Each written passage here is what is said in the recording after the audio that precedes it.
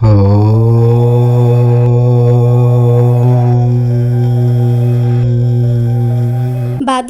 శుక్ల పంచమికే రిషి పంచమి అని పేరు.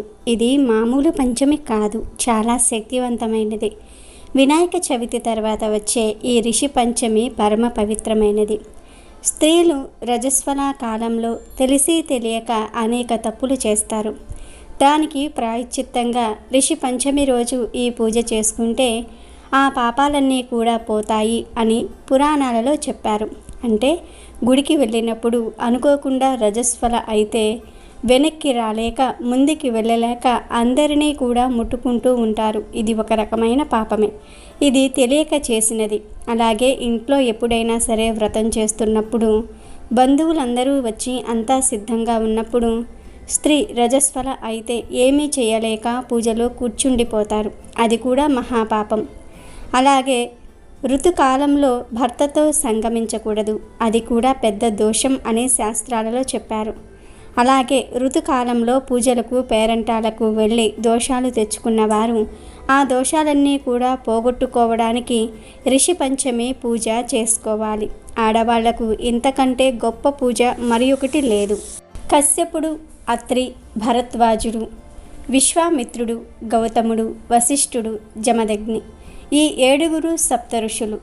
మనిషి తప్పనిసరిగా తీర్చుకోవలసిన 5 రుణములలో ఋషి రుణం కూడా ఒకటి.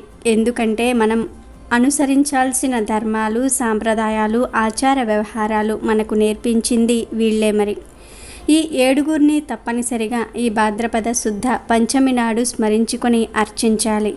అందుకే ఈ రోజును రిషి పంచమి అన్నారు.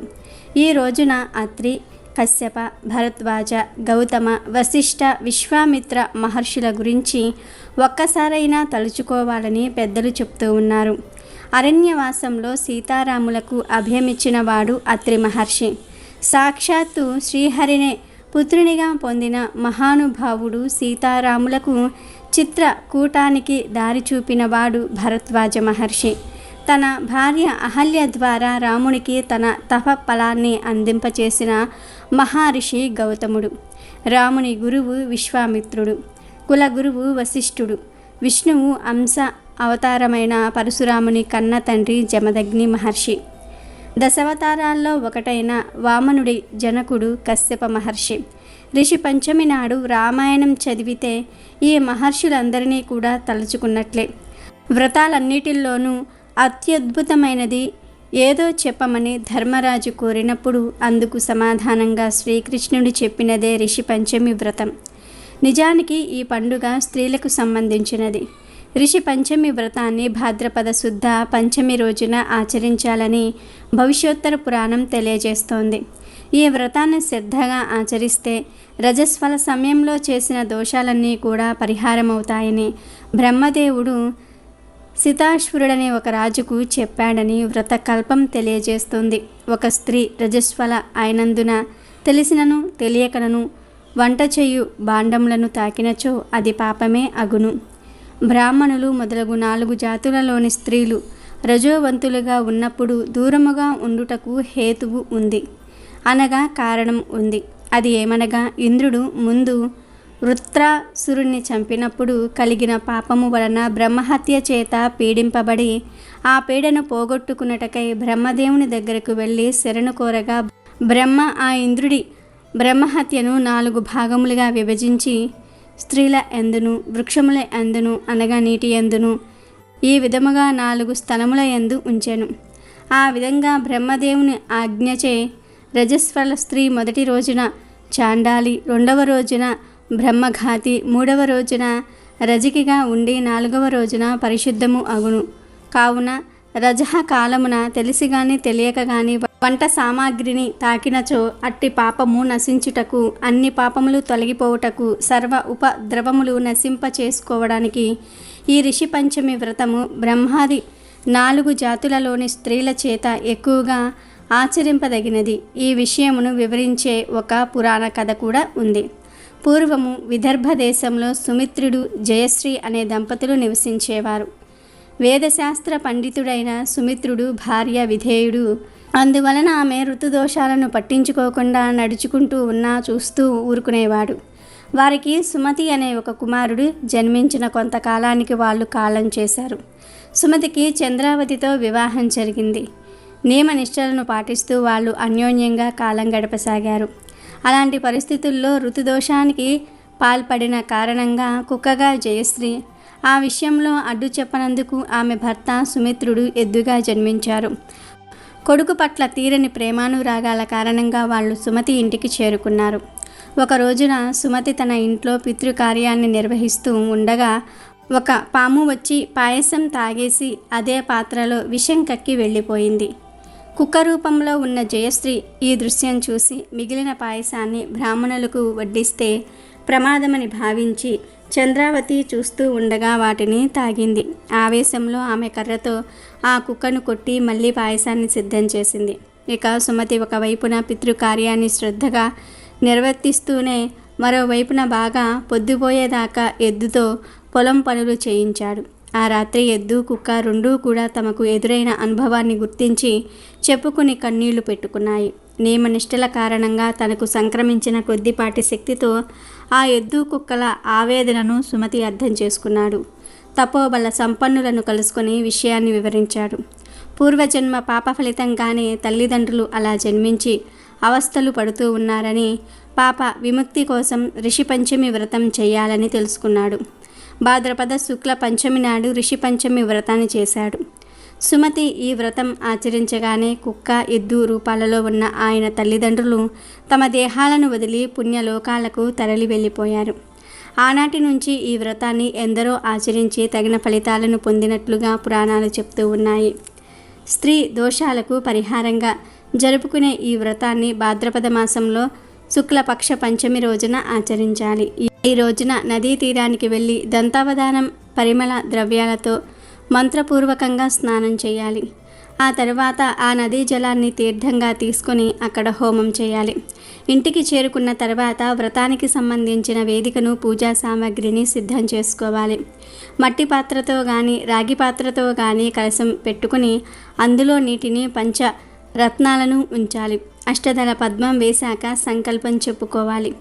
గణపతిని పూజించి గంగా, యమున, కృష్ణ, తుంగభద్ర తదితర నదుల నామాలను, మహర్షుల నామాలను స్మరించుకోవాలి. సప్త ఋషులను, అరుంధతిని పూజించాలి. ఆ తర్వాత కథ చెప్పుకుని వాయినాలు ఇవ్వాలి. ఇలా 7 సంవత్సరాల పాటు క్రమం తప్పక ఈ వ్రతాన్ని చేసుకుని ఆ తర్వాత ఉద్యాపన చెప్పుకోవాలి. కాబట్టి ఋషి పంచమి రోజు వ్రతం చేసుకోండి లేదా పూజ చేసుకోండి. ఇవేమీ కుదరకపోతే 3 సార్లు సప్త ఋషుల పేర్లను మనసులో తలుచుకున్నా చాలు. మీకు ఉన్న రజస్వల దోషాలు, పాపాలు తొలగిపోతాయి. కాబట్టి ఋషి పంచమి రోజు ఆడవారు ఈ పనులు చేసి శుభ ఫలితాలను పొందండి. మనకు ఉన్న 7 రోజులలో ఒక్కో రోజుకు ఒక్కో ప్రాముఖ్యత ఉంటుంది. అందులో ఆదివారానికి అధిక ప్రాముఖ్యత ఉంది. ఆదివారం రోజు మన కష్టాలు తీరాలని ఏ పరిహారం చేసినా తప్పకుండా ఆ పరిహారం చేసిన ఫలితం దక్కుతుందని పండితులు చెప్తూ ఉన్నారు. అందులోనూ మనం నరదృష్టిని తొలగించుకోవడానికి చేస్తున్నాం కాబట్టి తప్పకుండా మంచి ఫలితాలనే పొందుతాము. అయితే ఈ పరిహారంలో పసుపును ఉపయోగిస్తూ ఉన్నాము. పసుపు ఎంతో పవిత్రమైనది. పసుపు వంటకాలలో, పూజ చేయటంలో ఉపయోగిస్తూ ఉంటాము. పసుపును ప్రతి శుభకార్యంలో ఉపయోగిస్తూ ఉంటాము. పసుపు లేకపోతే ఏ కార్యము మొదలు అవ్వదు. పసుపుతో ఏ పరిహారం చేసినా అద్భుతమైన ఫలితాలే కలుగుతాయి. అయితే చాలామంది మేము ఎంత కష్టపడ్డా మా జీవితం మారటం లేదు, ఆర్థిక సమస్యలు తీరటం లేదు, ఇంటిలో మనశ్శాంతి ఉండటం లేదు, మా ఇంట్లో ఎప్పుడు ఏమి జరుగుతుందో, ఏమి జరగబోతూ ఉన్నదో తెలియటం లేదని చింతిస్తూ ఉంటారు. పనిపై శ్రద్ధ ఉండకపోవటము, పిల్లలు మాట వినకపోవటము, పదే పదే ఆరోగ్య సమస్యలతో ఇబ్బంది పడటం జరుగుతూ ఉంటాయి. రాత్రులు ప్రశాంతమైన నిద్ర కరువవుతుంది. ఇదంతా నరదృష్టి వల్ల జరుగుతుంది. ఎవరైనా మనపై ఏడవటం, మనం ఎదుగుతూ ఉంటే మన ఎదుగుదలపై ఏడవటం వంటివి చేస్తే ఇలాంటి సమస్యలు వస్తూ ఉంటాయి. అయితే ఎంతటి శక్తివంతమైన చెడు శక్తి అయినా సరే, నరఘోష అయినా సరే, ఇప్పుడు మనం చెప్పుకోబోయే పసుపు పరిహారం ఆదివారం రోజున చేస్తే మీకు ఉన్న కష్టాలు, కన్నీళ్ళు అన్నీ కూడా తొలగిపోతాయి. ఈ పరిహారం చేయడానికి కావలసినవి: పసుపు బియ్యము, ఎర్ర క్లాత్ 1, వాడనివి ఎప్పుడూ మనం ఉపయోగించినవి అంటే కొత్తవి, కొత్త క్లాత్ తీసుకోవాలి. ఇప్పుడు బియ్యంలో పసుపు వేసి అక్షింతలుగా చేసుకోవాలి. రెడ్ క్లాత్ తీసుకోవాలి. చిన్న ముక్క అయితే సరిపోతుంది. రెడ్ క్లాత్ తీసుకొని దానిపై పసుపుతో స్వస్తిక్ గుర్తు వేయాలి. ఇలా వేసి ముందుగా కలిపి ఉంచుకున్న పసుపు అక్షింతలను స్వస్తిక్ గుర్తు వేసిన క్లాతులో వేసుకొని మీ ఇంటిలో దేవుడి గదిలో ఉన్న నాగేంద్ర స్వామి పటం ముందు కానీ, సూర్య భగవానుని ఫోటో ముందు కానీ ఉంచి మీ సంకల్పం చెప్పుకోవాలి. మీ దేవుని గదిలో ఈ 2 ఫోటోలు లేకపోతే మీ ఇష్టదైవం ఫోటో ముందు కానీ, కులదేవత ఫోటో ముందు కానీ రెడ్ కలర్ క్లాతులు ఉంచి అందులో అక్షింతలు వేయాలి. ఆ తరువాత పూజ చేసి ఆ క్లాతుకు దీపము, ధూపము చూపించి హారతి ఇవ్వాలి. ఇలా చేసి మీకు ఉన్న సమస్యలను చెప్పుకోవాలి. హారతి కొండెక్కిన తర్వాత ఆ క్లాతును మూటలాగా కట్టి పూజ గదిలో కానీ, బెడ్రూమ్లో కానీ, ఈశాన్య మూలన కానీ పెట్టుకోవాలి. ఈ విధంగా ఆదివారం రోజు ఉదయం చేయాలి. కుదరని వాళ్ళు సాయంత్రమైనా సరే చేసుకోవచ్చు. ఈ విధంగా చేస్తే మీ ఇంటిలో ఉన్న ప్రతికూల శక్తులన్నీ కూడా తొలగిపోతాయి. ఇంటిలోనికి పాజిటివ్ వేవ్స్ వస్తాయి. ఈ విధంగా ప్రతి ఆదివారము చేస్తే క్రమక్రమంగా మీ ఇంటిపై ఉన్న చెడు శక్తి, నరఘోష వంటివి తొలగిపోతాయి. అంతేకాదు ఆ మూటకు ప్రతిరోజు ధూపం చూపించాలి. ఇలా పూజ చేసిన తర్వాత మూటను ఈశాన్య మూలన ఉంచితే ఇంటిలో ఉండే చెడు శక్తి అంతా కూడా పోతుంది. ఇంటి వాతావరణం అనుకూలంగా ఉంటుంది. ప్రశాంతమైన నిద్ర లభిస్తుంది. ఆర్థిక సమస్యలు కూడా క్రమక్రమంగా తగ్గుముఖం పడతాయి. ఈ పరిహారంలో ఉపయోగించే బియ్యం వాడని బియ్యమై ఉండాలి. అంటే మీరు ప్రతి నెలా తెచ్చుకునే బియ్యంలో కొంత బియ్యం తీసుకొని ప్రతి ఆదివారం ఆ బియ్యంతో ఈ పరిహారం చేసుకోవాలి. అంటే మీకు సరిపడా బియ్యం ఒక్కసారే తెచ్చుకుంటారు కదా, ఆ బియ్యంలో నుంచి ముందుగానే కొన్ని బియ్యం తీసుకొని మీరు పక్కన పెట్టుకోవాలి. ఆ బియ్యాన్నే ప్రతి ఆదివారం ఈ పరిహారానికి ఉపయోగించుకోవాలి. పసుపు ఎలాగో పవిత్రతకు చిహ్నం కాబట్టి పసుపు ఇంటిలోనిది అయినా సరే పర్వాలేదు. కొత్తగా ఒక ప్యాకెట్ తెచ్చుకొని చేసుకున్నా పర్వాలేదు. కానీ బియ్యం మాత్రం కొత్తవి అయితే చాలా తొందరగా పరిహారం చేసిన ఫలితం కలుగుతుంది. మనలో చాలామందికి నెల కోటా బియ్యం వస్తూ ఉంటాయి. ఆ బియ్యం బ్యాగులో నుండి అయినా సరే కొంత బియ్యం తీసుకొని ఈ పరిహారం ప్రతి నెలలో వచ్చే ఆదివారాలు క్రమం తప్పకుండా చేస్తే చాలా మంచిది. ఈ పరిహారంలో ఉపయోగించిన రెడ్ క్లాత్ ప్రతి నెలా మారుస్తూ ఉండాలి. ఎలాగో ఈ పరిహారానికి చిన్న క్లాత్ అయితే సరిపోతుంది. చిన్న ముక్కనే వాడుతూ ఉన్నాం కాబట్టి ఒక్కసారి 1 మీటర్ రెడ్ క్లాత్ తెచ్చుకోండి. ఈ పరిహారం చేసే ముందు రోజు అంటే శనివారం ఈ క్లాత్ను తడిపి పరిహారానికి ఉపయోగించండి. ఈ విధి విధానాలు పాటిస్తే ఖచ్చితంగా మీకు ఉన్న సమస్యల నుండి బయటపడగలుగుతారు. ఈ పరిహారం చేసినప్పుడు తలకు స్నానం చేయాలి. షాంపూ పెట్టకుండా మామూలు తలకు స్నానం చేయాలి. అందులోనూ ప్రతి ఆదివారం చేయాలి. ప్రతిరోజు ధూపం చూపించాలి. ఈ విధంగా చేస్తే ఖచ్చితంగా ఫలితాలను చూస్తారు. ఇక వారం ఆ మూటను మార్చాలి. మార్చిన ప్రతిసారి ఈశాన్య మూలన కొద్దిగా కడిగి పద్మ ముగ్గు లేదా కుబేర ముగ్గు వేసి మళ్ళీ మూటను అక్కడ పెట్టాలి.